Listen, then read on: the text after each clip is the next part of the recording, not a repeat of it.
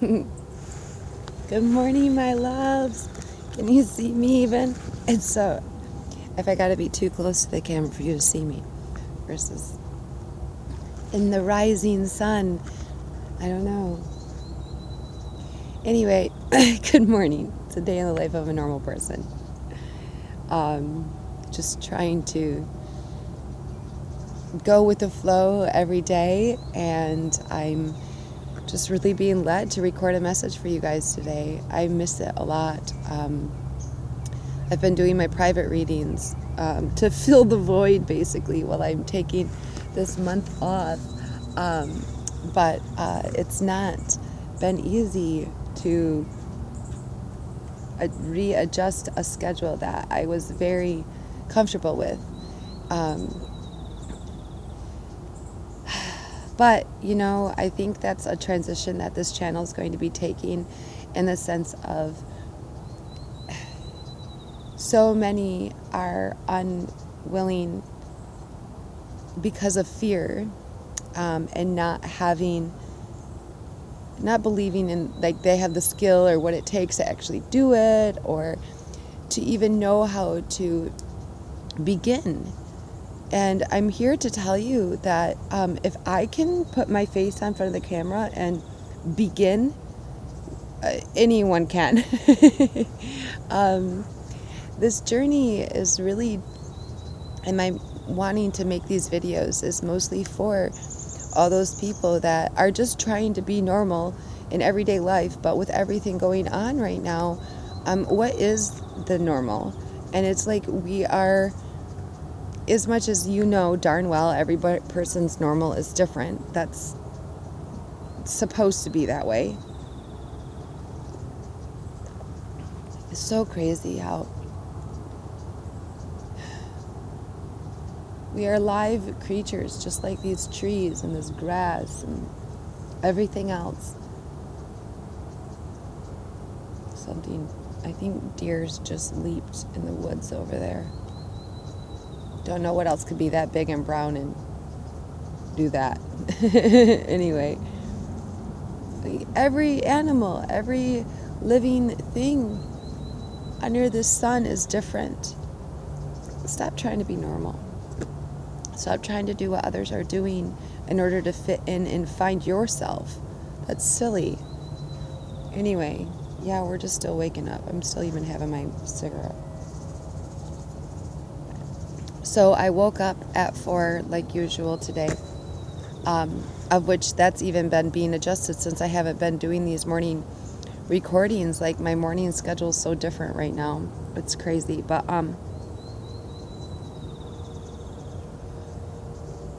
okay, I brought my cards just in case. And I got a little, this is only how far I got in my notes, you guys. What a huge, yeah, and I spilled coffee. But no, I looked up some astrological stuff of the day, and it is a busy day today. There's a lot going on. But overall, it's pretty good stuff. Overall's energies, nothing really,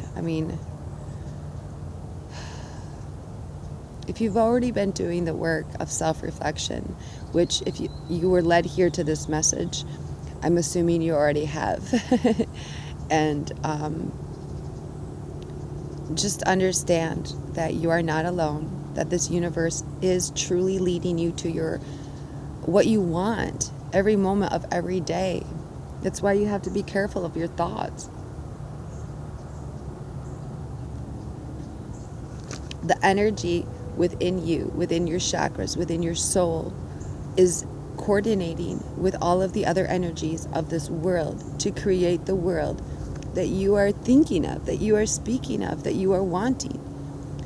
And the energies don't know any different. So if you're speaking about a lot of shit, you're going to be getting a lot of shit. That's the astrological report of the day. Okay.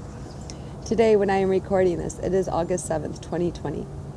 8/7/2020. These messages are timeless, of course, you know that. Whenever you are led here to receive this message, it is the perfect time, and they are the perfect words for yourself. Whether or not they mean anything to you at the time, your higher self knows what to do with them and store them away for for the time that they are needed. I did bring our book, and that was actually what I really just wanted to do today mostly. But I did get your angel message number of the day. I did want to at least do that. 8722 with, of course, and now that, like, I don't know why I didn't get the coordination before, Lionsgate being officially at its peak open tomorrow. I think it's pretty significant. Sorry, grass. It's pretty significant that throughout this course of me doing the numbers for the day, the zeros in the 2020 have remained prominent every morning, in the sense that they make me write it down like this. Okay? Because it is the infinity sign. And when you put those two zeros together, only it's not just your normal like 8 infinity sign. This is 2 zeros, which makes it like the circle, like the wreath in tarot, on the wands, and then the world card, and the fool, the number 0. It's infinite possibilities. It's limitless, boundless, infinite possibilities. So tomorrow, and this energy that has been going on actually right now, the stuff that you are manifesting, that you are thinking about, that you are saying, your energy right now, like this past week, and for probably a few more days, I think actually for one more week, maybe, you are manifesting your future right now.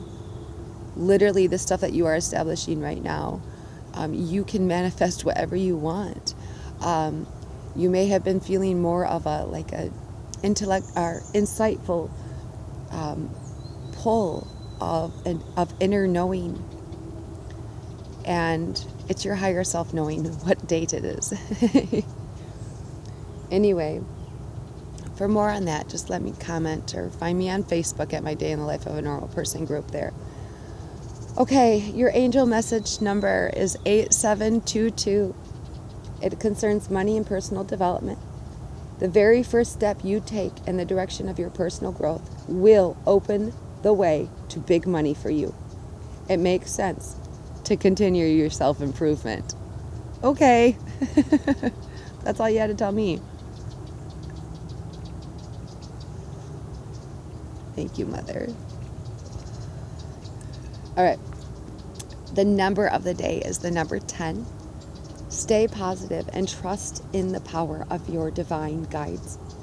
A gentle reminder to keep your thoughts and emotions pure and positive. Your angels are telling you there is a new beginning for you. This is the most positive of all numbers. Fun facts. The number 10 is considered the symbol of obedience and responsibility of people towards God's law. The Hebrew symbol meaning is the hand of God, how God's hand works or interacts in our lives. In the Bible, it is the symbol of perfection, harmony, and creation, integration, discipline, laws, and wholeness. When I'm saying these laws and discipline and responsibility, it's really being led to the 10 Commandments, of which it doesn't matter if you're a Christian or not. Labels are immutable. So is language. Abania papa tia titia pamanane tata kanane asakanadea papa ea kia tia papa anane. Language is mutable.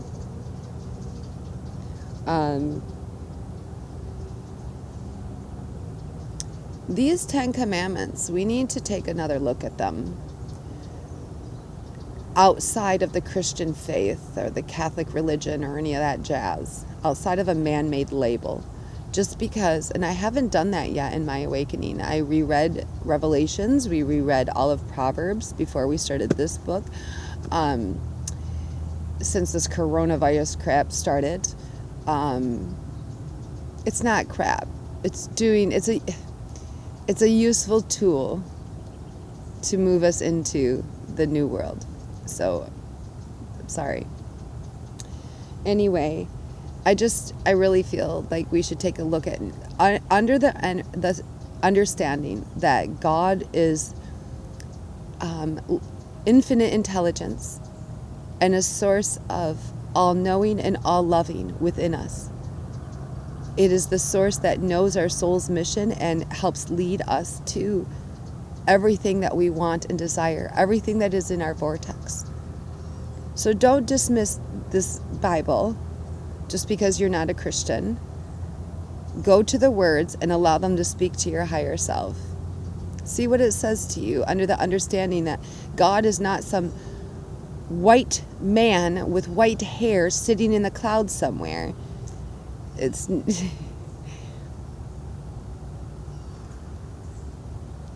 the phrase God said is repeated 10 times in Genesis. Create your destiny. You have source in you, so the fact that God said is 10 times in the first book in the creation of the new world. Be careful with your words, my loves. Be careful with your words. What world are you creating? Okay. I know normally we do tarot next, but let's just read because, okay, you guys, I kind of cheated on you, and with my Facebook group, I started chapter 7. The good news is better than that. This is Rob Bell, Love Wins. Don't click off the camera just because it's Rob Bell. Trust me, it's really, really good. And it really always is fitting for the day and the time. And how fitting that love wins. You guys, this is so true. I remember this series of sermons when I went to the church, Mars Hill, where Rob Bell spoke.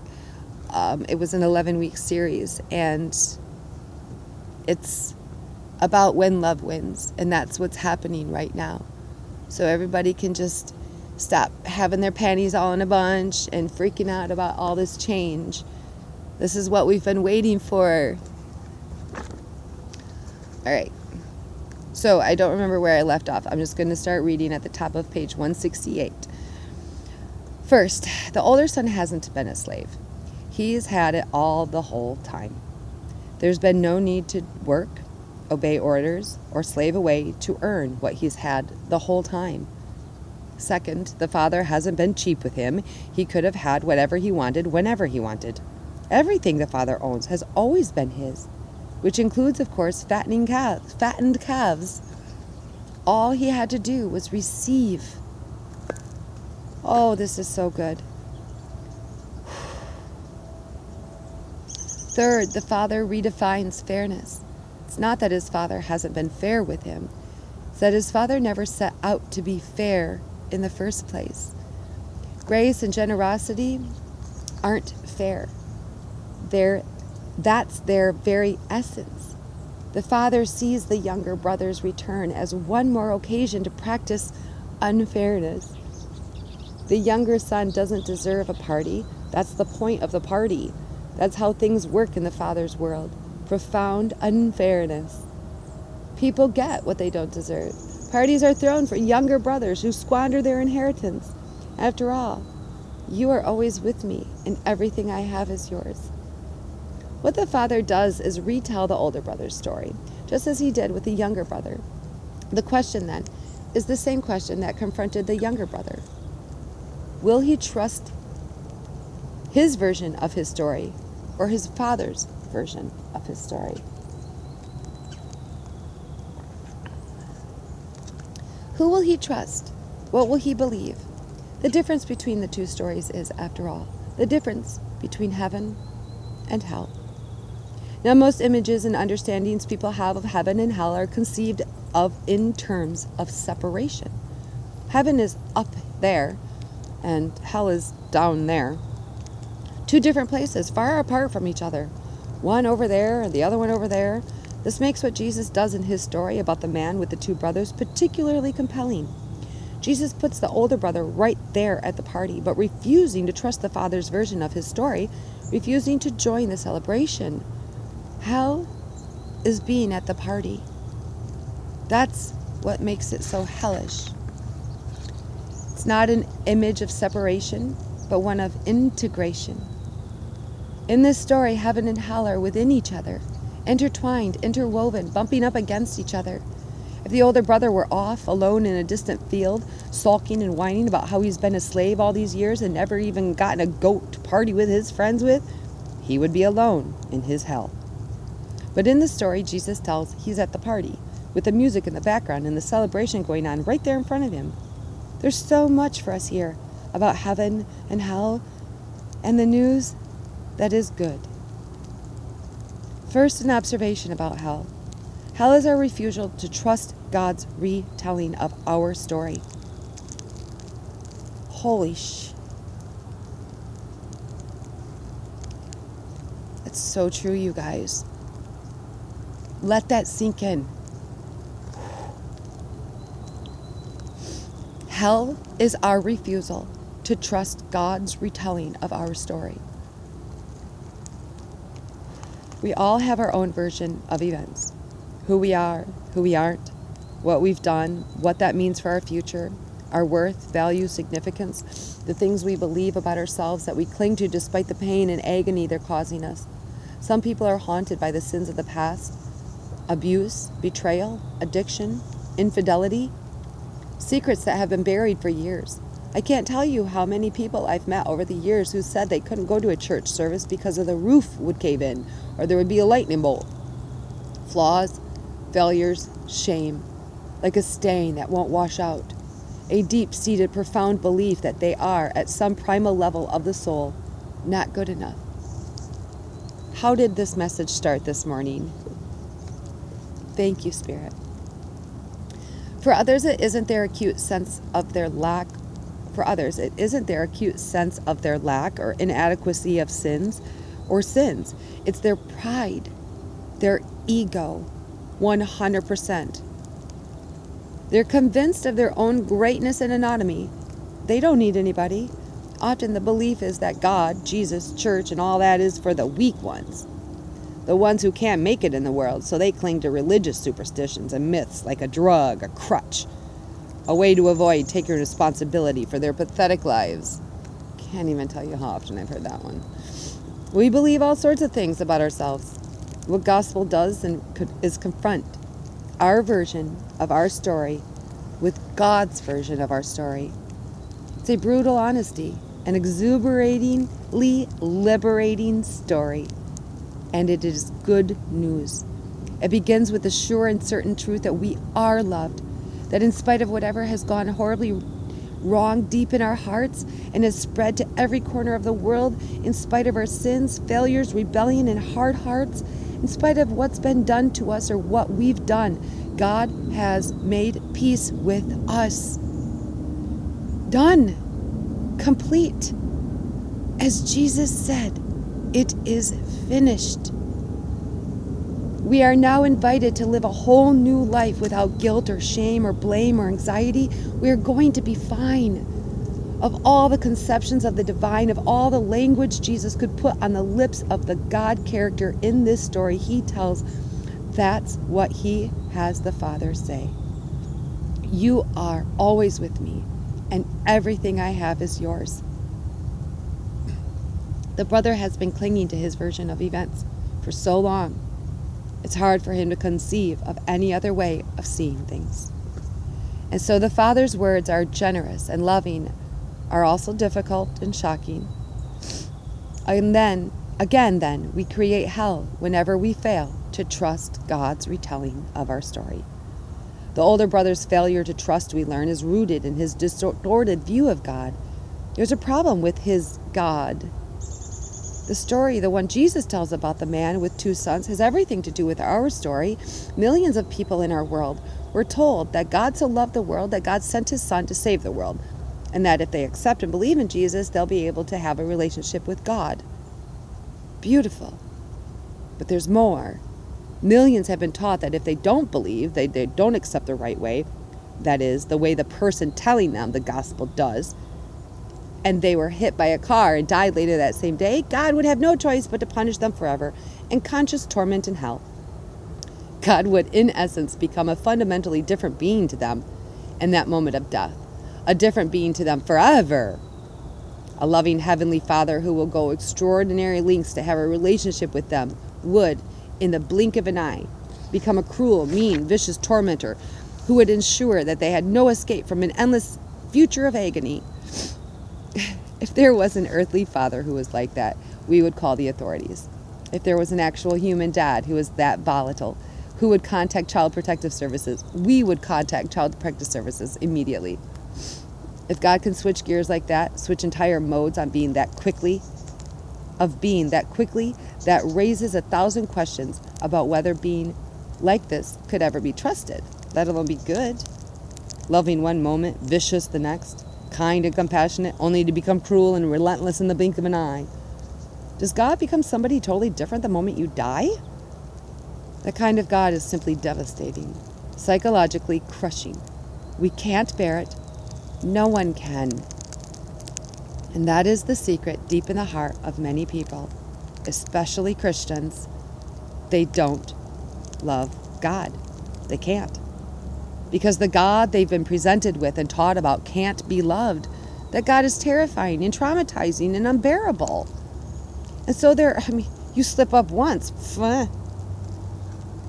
God, there's so many rights and wrongs and believe this and don't believe that and do this and do that. And it's all man-made and ever-shifting based on what man tells you what to believe. What about your mind, your heart, your soul? What? Your God in you.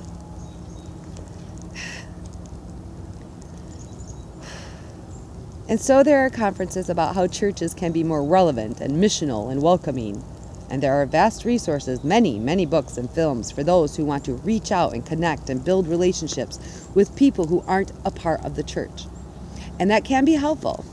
But at the heart of it, we have to ask just what kind of God is behind all of this. Because if something is wrong with your God, if your God is loving one second and cruel the next, if your God will punish people for all of eternity for sins committed in a few short years, no amount of clever marketing or compelling language or good music or great coffee will be able to disguise that one true, glaring, untenable, unacceptable, awful reality. So true. Hell is refusing to trust. And refusing to trust is often rooted in a distorted view of God.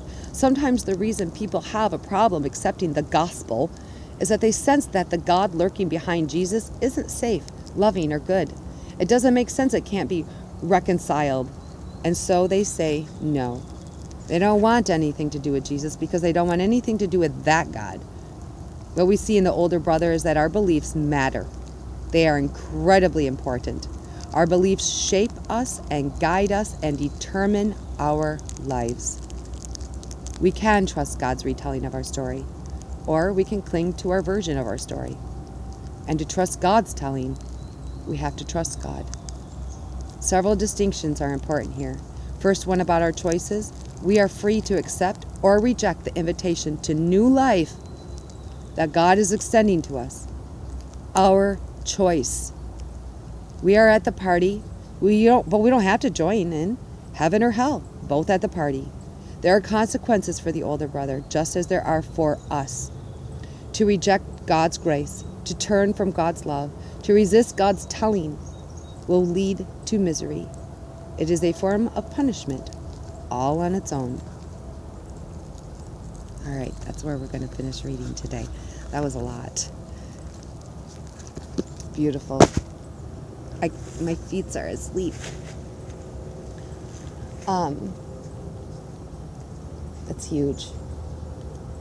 Thank you, Spirit. That really coordinates with what the vibe I wanted to talk about today was, just in the sense that there's so many people afraid to break out. You know, that saying of, but like when you take a leap, like, but what if I fall? But darling, what if you fly? The fact of the matter is, if you truly trust God enough to just do what everyone else around you is saying is impossible, or criticizing you for, or putting you down for, or even if nobody's saying anything around you, but you have that deep-seated fear inside of you because it's been instilled in you, molded in you. You have a choice. You do. Oh my gosh, you guys. Look at this. Isn't he cute? Little tiny baby caterpillar. Oh, my foot's asleep. Let's pull some cards, okay? Whoa, I almost did them backwards. Just a couple cards, just to get us through the day, all right? My fingers are so cold I can't even shuffle. Ooh, the Tower moment fell out. We do have 10 of Swords on the top, which means your mental battle is over. Hermit card, Temperance, love it. Love it, love it. You're going to go within. You're going to find yourself. You're going to separate yourself enough to understand and finally see that you are the light at the end of the tunnel. That this God energy that we keep talking about is literally in you. You can exist as a human being. I mean, I suppose if you're soulless, does that really happen? I don't know. The Emperor and the Ace of Cups, you guys. All right, we're going to put them together one more time.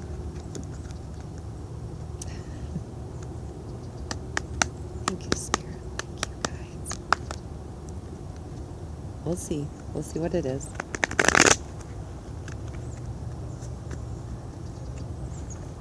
Oh, stop. Ace of Cups, my loves. That's your card of the day. This is your card of the Lion's Gate. Bottom of the deck, 10 of Pentacles. I'm going to read these two cards. That's your reading for the day. That's it. That's it. 10 of Pentacles and Ace of Cups. Stop. Hey, little guy, are you going to stay on here?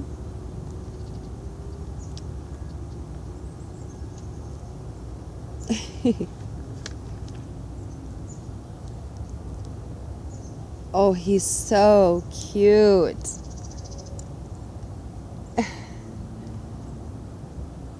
Something beautiful and full of love has just begun, and your cup is so full it spills out into a pool below. You'll feel yourself filled with radiant positivity, happiness, and joy.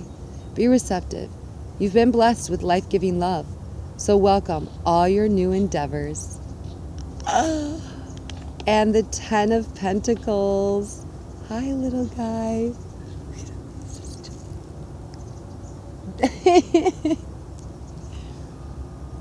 Everything in your life is coming together magically. No more stress-filled nights worrying about money or rent or your job. You've done the work required to create some stability. Your home is full of love, satisfaction, and comforts. There's no need to do anything drastic or radical, believe it or not. You've found some peace. Allow yourself to welcome it in. All right, I'm going to put this little critter down. Come here, buddy. You can't go in with me. All right, well, I'm going to work on him while you guys start your day now. You have a very hopeful message, very love-filled, very successful day to get going. I expect very good things for you in the next week or two. Comment below or find me on Facebook and find a way to connect with me and tell me all about these amazing things that you are being brave enough to start doing for yourself. I mean, even the angel message number says so, you guys. The self-improvement, personal development, that's Ace of Cups and 10 of Pentacles in the angel message. This is all about staying true to yourself and accepting the God within you. Be blessed, my loves. Always use compassion in all of your communication and watch joy flood your lives.